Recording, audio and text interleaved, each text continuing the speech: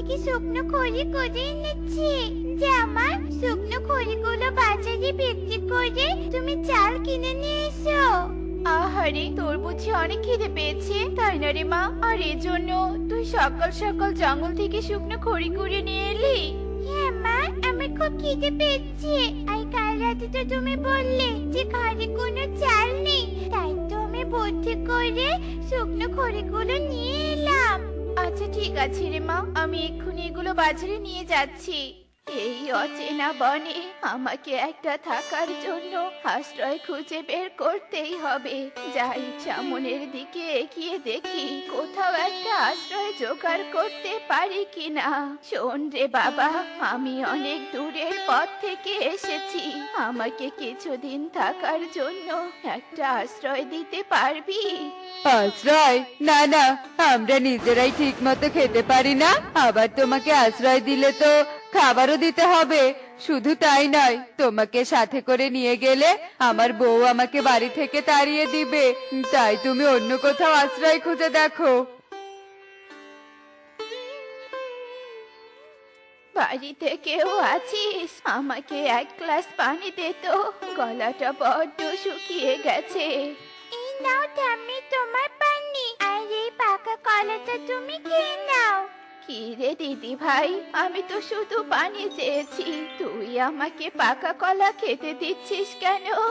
মা বলেছে বাড়িতে কোনো অতিথি এলে তাকে শুধু পানি দিতে নেই, তার সাথে অন্য কিছু দিতে হয়। আর আমাদের ঘরে এই পাকা কলাটা ছাড়া আর কিছুই ছিল না, তাই আমি তোমাকে পাকা কলাটা খেতে দিলাম ঠাম্মি। তোর মা নিশ্চয়ই খুব ভালো মনের পাখি, তাই না রে দিদি ভাই? এজন্য তোকে ভালো শিক্ষা দিয়েছে। এরপর সেই বৃদ্ধা পাকা কলা খেয়ে পানি পান করে। ঠিক তখন চাল নিয়ে টুনি চলে আসে। এ কি বুড়িমা, কে তুমি? তোমাকে তো এর আগে কখনো দেখিনি। আমি অনেক দূরের পথ থেকে এসেছি, আর আমার একটা কাজ শেষ করার জন্য এই বনে আমাকে কিছুদিন থাকতে হবে, কিন্তু কোথাও একটা আশ্রয় খুঁজে পাচ্ছি না। তুই আমাকে একটা থাকার ব্যবস্থা করে দিবি রে মা? আচ্ছা ঠিক আছে বুড়িমা, কিছুদিন তুমি আমাদের বাড়িতেই থেকো। এরপর দেখতে দেখতে সেই দিন কেটে যায়। সেই বৃদ্ধাও সকাল সকাল বাড়ি থেকে বের হয়ে যায়। ও মা গো মা, কি সুন্দর তালের গন্ধ। মাসি, ও মাসি, তুমি বুঝি তালের পিঠা বানাচ্ছো? হ্যাঁ, আমরা তালের পিঠা বানাচ্ছি। আর তুই গন্ধ শুকে ঠিক পিঠা খেতে চলে এসেছিস, তাই না? নিজেরা তো তালের পিঠা বানাতে পারবি না, এজন্য কে কে বানাচ্ছে অমনি ছুটে চলে এসেছিস। যা বলছে এখান থেকে। এভাবে কেন বলছো আঙ্কেল?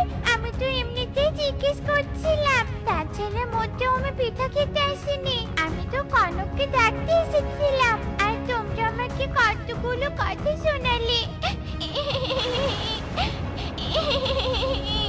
এ কি রে দিদি ভাই, তুই এভাবে কাঁদছিস কেন?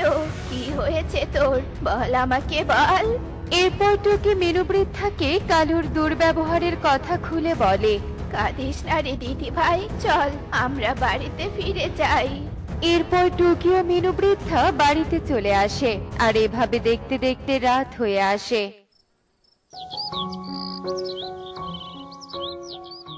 একে এই হাড়িতে এতগুলো ডাল কোথা থেকে এলো? মা, ও মা, তুমি বুঝি মোড়ল আঙ্কেলের কাছ থেকে ডাল কিনে এনেছো, তাই না? না রে মা, তালের যে দাম, অত দাম দিয়ে তাল কেনার সামর্থ্য যে আমার নেই। এ কি, এক হাড়ি তাল এখানে কিভাবে এলো? কি হয়েছে রে মা, তোদেরকে এত খুশি খুশি দেখাচ্ছে কেন? দেখো ঠাম্মি, কিচেনে আমাদের বাড়িতে এক হাড়ি তাল রেখে গেছে। জানো মা, কালকে কালু আঙ্কেল তালের পিঠার জন্য আমাকে জানাই তাই বলে কথা শুনিয়েছে। আজকে তুমি তালের পিঠা বানিয়ে দিবে, কেমন? আচ্ছা ঠিক আছে রে মা, আমরা আমাদের নতুন অতিথিকেও তো ভালো মন্দ কিছু খাওয়াতে পারিনি, তবে আজকে আমরা সবাই মিলে অনেক মজা করে পিঠা খাবো। যেমন কথা তেমন কাজ। এরপর টুনির বাড়িতে তালের পিঠার আয়োজন করা হয়, আর পিঠার গন্ধ চারিদিকে ছড়িয়ে পড়ে। কি কাকুলি, কোথা থেকে এত সুন্দর তালের পিঠার ঘ্রাণ আসছে? না খেতেই পেটটা ভরে গেল। নিশ্চয়ই টুনির বাড়ি থেকে তালের পিঠার ঘ্রাণ আসছে, কিন্তু এই বনে তো শুধুমাত্র আমাদের তালের গাছ আছে, আর বাজারেও তেমন তাল পাওয়া যায় না। তাহলে টুনি তাল পেল কোথায়? নিশ্চয় চুরি করেছে। আজ আমি টুনিকে উচিত শিক্ষা দিব, আমার গাছের তাল চুরি করা, তাই না? এরপর কালু টুনির বাড়িতে চলে আসে। এই নাও কালু দাদা, তালের পিঠা খাও। আমার গাছের তাল চুরি করে মজার মজার পিঠা বানিয়ে খাওয়া হচ্ছে, তাই না? এক্ষুনি মোড়ল বাবুকে গিয়ে আমি তোর নামে নালিশ দেব। এসব তুমি কি বলছো কালু দাদা? আমি তোমার কাছে তাল চুরি করব কেন? কে যেন আমাদের ঘরে এক হাড়ি তাল রেখে গিয়েছিল, আর সেগুলো দিয়েই আমরা পিঠা বানিয়েছি। তাই নাকি? তা আবার হয় নাকি? তা নিয়ে আয় দেখি কেমন হাড়ি, যে হাড়িতে কিনা তোরা তাল পেয়েছিস। এই যে আমি তো হাড়ি থেকে সব তাল সরিয়েছিলাম, তাহলে আবার ওই হাড়িতে তাল এলো কোত্থেকে? তবে কি তা জাদুর হাড়ি? মা, ও মা, মা, দেখো মা, হাড়িতে আবার কতগুলো তাল হয়ে গেছে। এটা মনে হয় জাদুর হাড়ি মা, জাদুর হাড়ি। জাদুর হাড়ি কই দেখি তো।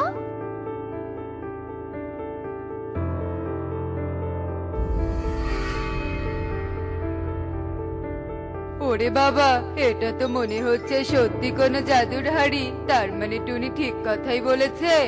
এবার বিশ্বাস হলো তো কালু দাদা, আমরা তোমার কাছ থেকে একটিও তাল চুরি করিনি। না মানে, হ্যাঁ হ্যাঁ ঠিক আছে, আমার ভুল হয়েছে। খারে টুনি, তোরা পিঠা খা। এরপর কালু বাড়িতে চলে আসে আর কাকুলিকে টুনির জাদুর হাড়ির কথা খুলে বলে। ওই হাড়ি একবার পেলে তো আমরা ধনী হয়ে যাব কালু। বাজারে তালের যে দাম, রোজ এত তাল বিক্রি করলে তো আমরা শুয়ে বসে দিন কাটাতে পারবো। কিন্তু ওই হাড়ি তো টুনি পেয়েছে, তাহলে আমরা ধনী হব কি করে? আমার মাথায় একটা বুদ্ধি এসেছে কাকুলি, শোনো। কালু ও কাকুলি টুনির জাদুর হাড়ি নেয়ার জন্য প্ল্যান করতে থাকে, আর এভাবে দেখতে দেখতে সেই দিন কেটে যায়। আমার কাজ শেষ, এখন আমি নিশ্চিন্তে এই বন ছেড়ে যেতে পারবো। তার আগে টুনির থেকে বিদায় নিতে হবে। দেখ টুনি, ভালোই ভালোই বলছি, কালুর হাড়ি কালুকে ফিরিয়ে দে, তা না হলে আমি কিন্তু তোকে উচিত শিক্ষা দেব। হে মোড়ল বাবু, এই টুনিকে আপনি উচিত শিক্ষা দিন। 3 বেলা ঠিক মতো খেতে পারে না দেখে আমাদের জাদুর হাড়িটা রাতের আধারে চুরি করে নিয়ে এসেছে। বিশ্বাস করো তোমরা, এই হাড়ি আমি চুরি করিনি। আচ্ছা ঠিক আছে, এটা যখন তোমাদের হাড়ি, তাহলে এটা নিয়ে যাও। তবু আমাকে মিথ্যে অপবাদ দিও না। না রে মা, তুই এই হাড়ি ওদেরকে দিবি না। এই হাড়ি ওদের নয়, এই হাড়ি আমি তোদেরকে দিয়েছি। এই টুনি, এই বৃদ্ধা? হ্যাঁ, আর এই বৃদ্ধা কি সব যাতা বলছে? একজন সাধারণ বৃদ্ধা কিনা তোকে জাদুর হাড়ি দিয়েছে? এই বৃদ্ধা তো অনেক দূর থেকে এসেছে, টুনি ওকে আশ্রয় দিয়েছে বলে ও এখন টুনির হয়ে ওকালতি করছে। এই বুড়ি, মোটেও টুনির হয়ে কথা বলবি না, তাহলে মোড়ল বাবু তোকেও শাস্তি দেবেন। কালুর কথা শুনে সেই বৃদ্ধা নিজের রূপ পরিবর্তন করে আর বলে, চুপ কর বদমাশ পাখি, এবার আমি তোকে শাস্তি দেব। জাদুর হাড়ির লোভে পড়ে তোরা টুনির থেকে হাড়িটা কেড়ে নিতে এসেছিস, তাই না? এবার দেখ তোদের আমি কি অবস্থা করি। ওরে বাবা রে, বৃদ্ধা তো আর বৃদ্ধা নেই, সে আসলে একটা পরী। মোড়ল বাবু, আমরা আপনাকে মিথ্যে নালিশ দিয়েছি, ওই হাড়ি আমাদের নয়। যা শাস্তি দেয়ার আপনি দিন, তবু আপনি এই পরীর হাত থেকে আমাদের বাঁচান। লোভী কোথাকার, তোদের মিথ্যের জন্য আমি টুনিকে ভুল বুঝেছিলাম। আজ তোদেরকে আমি উল্টো করে বেঁধে রাখবো। মোড়লের কথা শুনে কালু ও কাকুলি সেখান থেকে পালিয়ে যায়। এদিকে মোড়লও তাদের ধরতে তাদের পেছন পেছন যেতে থাকে। তুমি পরি হয়েও বৃদ্ধার বেশি আমার সাথে এত কষ্ট কেন করছিলে পরি? তাহলে শোনো টুনি, আমাদের পরিমাতা আমাকে বনে সাবান বাড়ি তৈরি করার হুকুম দিয়েছিলেন, যাতে আমরা পরীরা পূর্ণিমার রাতে ওই বাড়িতে এসে অনেক মজা করতে পারি। তাই আমি বৃদ্ধার রূপ নিয়ে আমার বাড়ি বানানোর কাজ সম্পূর্ণ করেছি। তুমি খুব ভালো পিঠা বানাতে পারো টুনি। আমরা পূর্ণিমার রাতে বনে এলে তোমার হাতের পিঠা খেতে আসবো কিন্তু, আর ওই হাড়ি তোমাদের অভাব দূর করবে টুনি। এবার আমি আসি। পরে চলে যায়। এদিকে টুনি জাদুর হাড়ি থেকে তাল বিক্রি করে অনেক সুখে দিন কাটাতে থাকে। দেখলে তো বন্ধুরা, সত্য কখনো চাপা থাকে না। তাই আমাদের মিথ্যের আশ্রয় না নিয়ে সৎ পথে চলা উচিত। এমনই সব মজার মজার শিক্ষণীয় টুনি পাখির গল্প দেখতে আমাদের সাথেই থেকো। আর গল্পটি কেমন হয়েছে তা কমেন্টে জানাতে ভুলো না কিন্তু। Bye bye. মধুপুর বনে এক গরিব পরিবার ছিল।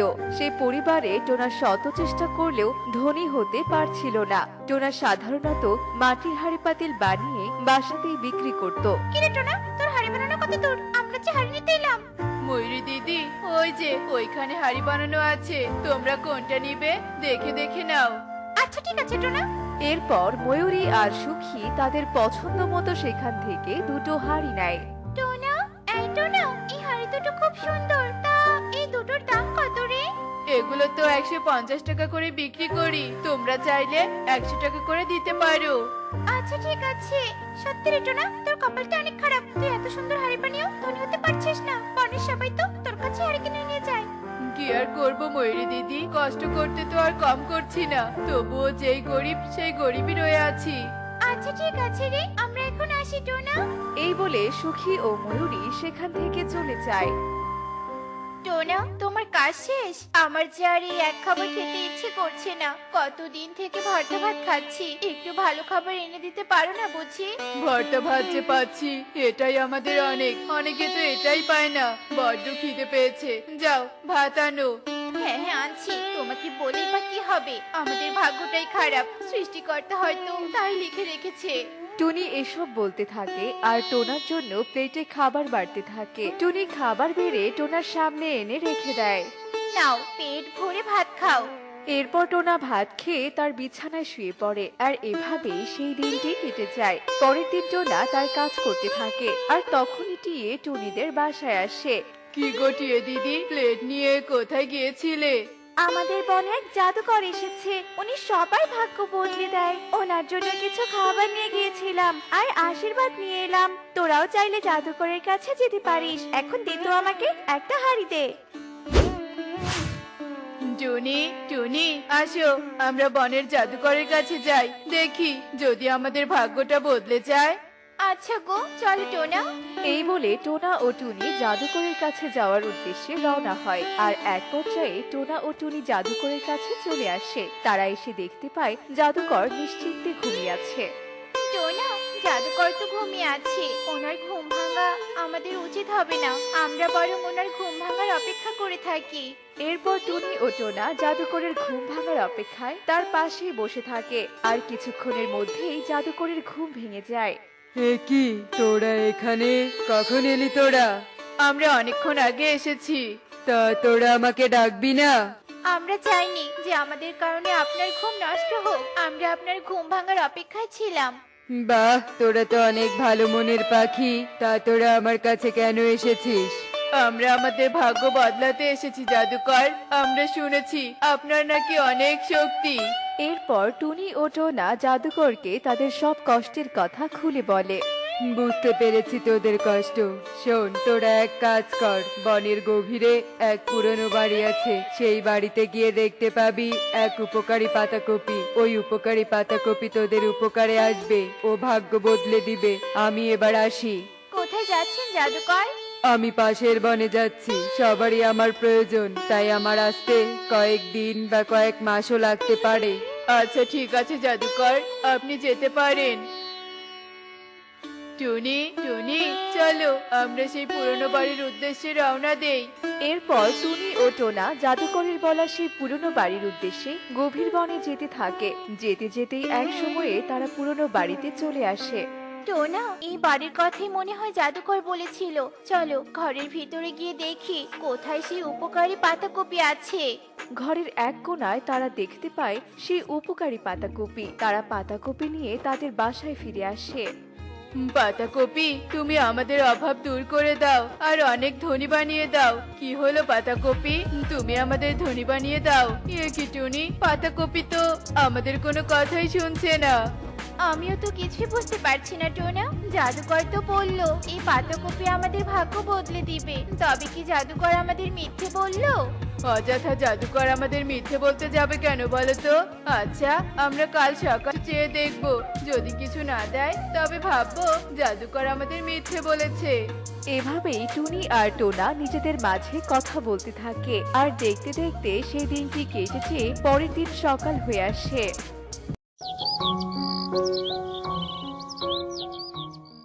পাতাকপি, আমাদের কিছু টাকার প্রয়োজন, আমাদের কিছু টাকা দিয়ে সাহায্য করো। দেখেছো টোনা, তবুও পাতাকপি তোমাকে কিছুই দিচ্ছে না। এই পাতাকপি আমাদের কোনো উপকারে আসবে না। যাও, এই পাতাকপি তুমি বাইরে ফেলে দাও। টনি, তুমি একদম ঠিক বলেছো। যদি আমাদের কোনো উপকারই না আসে তবে আর এই পাতাকপি রেখে আমরা কি করব? দাঁড়াও টোনা, তুমি আমাকে ফেলে দিও না। এ কি, পাতাকপি কথা বলছে? পাতাকপি কথা বলতে পারে? আগে তো জানতাম না। টোনা, তোমরা আমাকে সাহায্য করো, আমি হচ্ছে এক অভিশপ্ত পাতাকপি। অভিশপ্ত পাতাকপি মানে? তোমাকে কে অভিশাপ দিয়েছে? আর তুমি বা কে? আমি তোমাকে এত কিছু বলতে পারবো না টুনি। যখন তোমরা আমাকে মুক্ত করতে পারবে তখনই তোমরা সবটা বুঝতে পারবে। কিন্তু আমরাই বা তোমাকে কেন সাহায্য করব? তোমাকে সাহায্য করে আমাদের কি হবে? আমি জানি তোমরা অনেক ভালো পাখি, তোমরা আমাকে সাহায্য করো, দয়া করে আমাকে সাহায্য করো। আচ্ছা ঠিক আছে, তুমি কান্না করো না, আমরা তোমাকে সাহায্য করব। কিন্তু আমরা তোমাকে কিভাবে সাহায্য করব সেই উপায় তো বলে দাও। ঠিক আছে, তোমরা এসো আমার সাথে। এরপর পাতাকপি ঘন জঙ্গলের দিকে যেতে থাকে, আর টুনি ও টোনা তার পিছু পিছু যেতে থাকে। পাতাকপি যেতে যেতেই হঠাৎ এক বট গাছের সামনে এসে দাঁড়ায়। পাতাকপি, এখানে দাঁড়ালে যে? এই গাছের নিচে আছে এক হাড়িতে স্বর্ণমুদ্রা ভরা। স্বর্ণমুদ্রা সেই হাড়িটা তোমরা বের করো, কিন্তু কোনো লোভ করো না। আচ্ছা ঠিক আছে পাতাকপি। এই কথা বলে টুনি ও টোনা গাছের নিচে খুঁড়তে থাকে, আর গাছের নিচ থেকে স্বর্ণমুদ্রের হাড়িটা বের করে। এই যে তোমার বলা কথা মতো হাড়ি, এখন আমাদের কি করতে হবে? সবগুলো স্বর্ণমুদ্রা বনের সব গরিবদের বিলিয়ে দিতে হবে। যখনই সব স্বর্ণমুদ্রা শেষ হবে তখনই আমি মুক্তি পাবো। এতগুলো স্বর্ণমুদ্রা থেকে আমরা একটাও নিতে পারবো না। না, তোমরা একটাও নিতে পারবে না। তোমাদের মন থেকে লোভ দূর করে এসব গরিবদের বিলিয়ে দাও। আচ্ছা ঠিক আছে, আমরা তবে তাই করছি। এরপর টুনি ও টোনা তাদের মন থেকে লোভ দূর করে বনের সব গরিবদের মাঝে স্বর্ণমুদ্রা বিলিয়ে দিতে থাকে। একে একে বনের সব গরিবদের মাঝে বিলিয়ে দেওয়া শেষ হয়ে যায়, আর সাথে সাথে পাতাকপি থেকে এক রাজায় পরিণত হয়। অন্যদিকে জাদুকরও সেখানে চলে আসে। এ কি, তুমি তো এক রাজা? হ্যাঁ, সে একজন রাজা। একদিন আমার খুব খিদে পেয়েছিল, তাই আমি রাজার কাছে কিছু খাবার চেয়েছিলাম। আমাকে খাবার না দিয়ে উল্টো অপমান করে ঘাড় ধাক্কা দিয়ে ফেলে দেয়। তখন আমার মনে রাগ জন্ম নেয়, আর আমি রাগ করে তাকে অভিশাপ দিয়ে রাজা থেকে পাতাকপিতে পরিণত করি। আর বলেছিলাম, যার মনে লোভ নেই, ভালো মনের পাখি তোকে মুক্ত করতে পারবে। আজ তোরাই তাকে মুক্ত করলি। তোদের অনেক ধন্যবাদ। আমি তোদের ঋণ কখনোই শোধ করতে পারবো না। জাদুকর, তুমিও আমাকে ক্ষমা করে দাও। আমার অনেক ভুল হয়েছে। তোমার সাথে খারাপ আচরণ করা আমার একদম ঠিক হয়নি। যাক, তুই তোর ভুল বুঝতে পেরেছিস, এতেই অনেক। টুনি আর টোনা, তোমরা আমাকে সাহায্য করেছো, তাই আমি তোমাদেরকে 1000 স্বর্ণমুদ্রা উপহার দিব। কিরে, আমি তোদের বলেছিলাম না উপকারী পাতাকপি তোদের ভাগ্য বদলে দেবে? দেখ, তোদের ভাগ্য বদলে গেল। এরপর রাজা টুনি ও টোনাকে 1000 স্বর্ণমুদ্রা উপহার দেয়। টুনিরা 1000 স্বর্ণমুদ্রা পেয়ে অনেক সুখী জীবনযাপন করতে থাকে। দেখলে তো বন্ধুরা, অসহায় ও ক্ষুধার্তের পাশে দাঁড়ানো মানে কেবল দয়া নয়, এটি মানবিকতা, কর্তব্য এবং হৃদয়ের পরিচয়। এমনই সব মজার মজার টুনি পাখির গল্প পেতে আমাদের সাথেই থেকো, এবং আমাদের আজকের এই গল্পটি কেমন হয়েছে তা অবশ্যই কমেন্টস করে জানাবে।